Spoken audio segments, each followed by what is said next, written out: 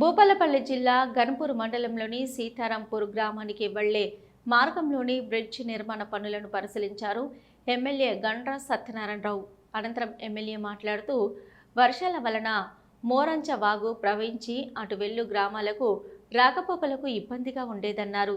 కానీ చాలా సంవత్సరాల నుంచి ఈ సమస్య ఉందని, గత ప్రభుత్వాలకు ఎన్నిసార్లు విజ్ఞప్తి చేసినా పట్టించుకున్న పాపన పోలేదని అన్నారు.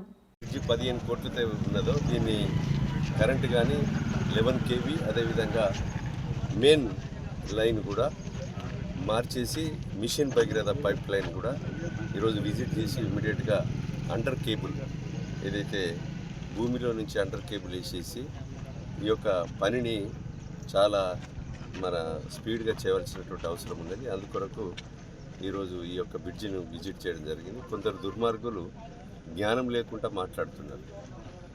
వాళ్ళ 10 సంవత్సరాల కాలంలో మిగులు రాష్ట్రాన్ని అప్పుల కుప్పగా చేయడమే కాకుండా ఇలాంటి ప్రజలకు ఉపయోగపడేటువంటి బ్రిడ్జిలు చేయకుండా ఈరోజు ఉత్తర ప్రగల్భాలు వాళ్ళకి పునాదిరాలు వేస్తున్నారు, కానీ పనులు చేయడం లేదని దుర్మార్గమైన మాటలు మాట్లాడుతున్నారు అవగాహన లేకుండా.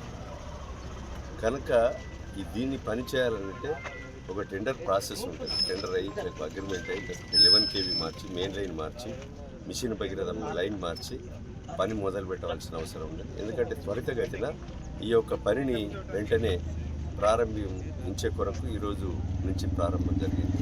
మరి జూన్ 30 వరకు దీన్ని భూమి లెవెల్ చేసేసి మరి త్వరితగతిన పూర్తి చేయడం జరుగుతుంది.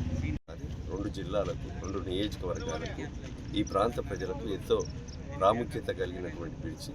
స్వతంత్రం వచ్చిన కాడ నుంచి ఎవరు చేయలేని పనిని మేము ఈ బ్రిడ్జిని 15 కోట్లు తెచ్చాం. రాబోయే రోజుల్లో వెత్తెలపల్లి నుండి గుర్రంపేట వరకు కూడా డబుల్ రోడ్ నిర్మాణం కూడా చేపడతాం.